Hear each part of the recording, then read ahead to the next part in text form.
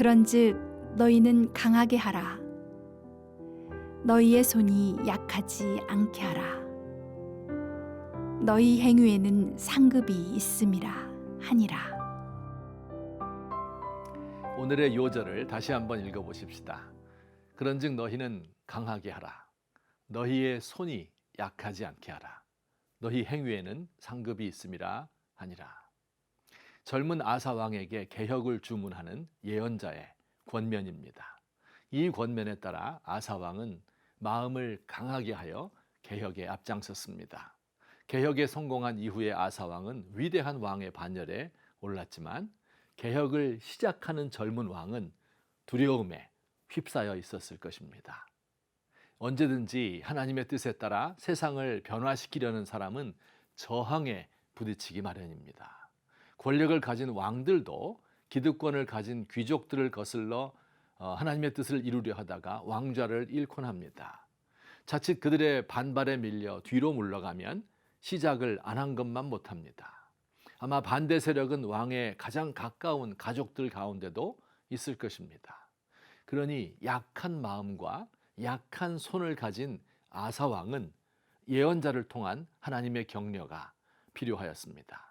세상과 싸우는 모든 사람들이 그러하듯이 말입니다. 주기철 목사님은 한국 교회가 자랑하는 목회자이며 순교자입니다. 투철한 신앙관을 가진 주기철 목사님, 일사각오의 기계를 가지고 일제의 신사참배 강요를 거부했습니다. 장로교 총회에서 신사참배를 해도 된다 결의하였음에도 불구하고 주기철 목사님은 그 일이 성경과 신앙 양심에 어긋난다며 지속적으로 반대운동을 했습니다. 목사님은 여러 차례 감옥에 들락거렸는데요. 4년 연장된 마지막 감옥살이를 하던 중 돌아가셨습니다. 긴 복역과 고문으로 인한 건강 악화로 몇 달 후면 있을 해방을 눈앞에 두고 옥사하신 것입니다. 목사님은 옥중에서도 흐트러짐 없이 굳건하게 신앙을 지켰습니다. 주기철 목사님은 일제가 가장 두려워했던 한국인이었습니다. 그런데 주 목사님은 본래부터 강한 분이셨을까요? 사람들이 강하고 위대하게 보던 목사님에게 다른 면도 있었습니다. 감옥살이를 할 때 한 번은 그의 소원이 무엇이냐고 물었답니다. 목사님의 대답입니다. 어떻게 요리를 하는지는 몰라도 파란 쑥간물에 쟁긴 소고기를 슬쩍슬쩍 집어먹으면서 국물을 훌훌 마시면 그것은 참 진미고 나는 본래부터 그것을 좋아했습니다. 추측컨대 아마도 샤브샤브를 말하는 것 같습니다. 그는 또한 마지막 면회를 온 아내에게 이런 말을 남겼습니다. 여보, 따스한 숭늉 한 사발 마시고 싶소. 얇은 옷을 걸치고 차디찬 바닥에서 자야 하는 4월달 평양의 감옥은 아직도 여전히 한겨울처럼 추웠습니다. 목사님은 추위에 떨면서 아내에게 따뜻한 숭늉 한 사발 먹고 싶다고 하셨습니다. 우리가 기억하는 주기철 목사님은 세상의 모든 유혹을 초월한 비범한 분이셨고 악의 세력에 굴하지 않았던 일사각오의 순교자입니다.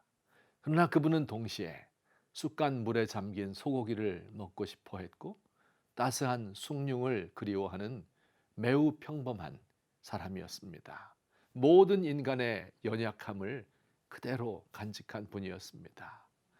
하나님의 강한 손의 도움이 없었더라면 고난을 이겨낼 수 없었고, 그래서 장기간의 고난을 이길 수 있게 해달라고 늘 기도를 부탁했습니다. 우리가 사는 세상은 힘들고 냉정하며 절망으로 가득한 곳입니다. 이 세상에서 살아남는 데만도 큰 힘과 용기가 필요합니다. 하물며 세상에서 하나님의 뜻을 이루고 세상을 변화시키기 원하는 주님의 제자들을 이 세상은 가만두지 않습니다.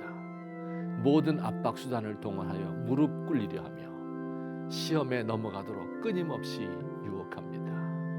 우리의 약한 손과 약한 무릎 그리고 우리의 약한 의지, 이것을 어찌해야 합니까?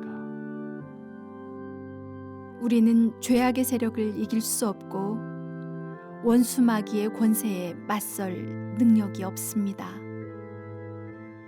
우리의 힘을 의지하면 패할 수밖에 없습니다.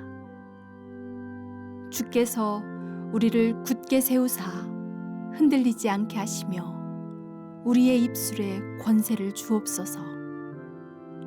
진리를 위한 싸움에서 뒤로 물러서지 않겠나이다.